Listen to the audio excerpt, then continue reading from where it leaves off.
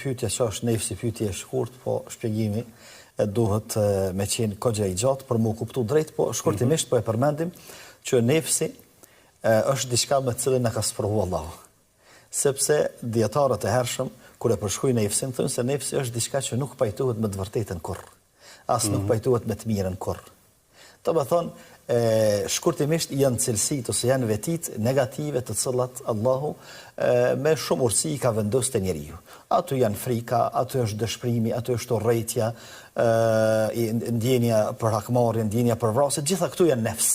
Mirë po në anën tjetër, Allah edhe pse i kalon këtu, ja ka mundësu njeriu që me qenë mbi to.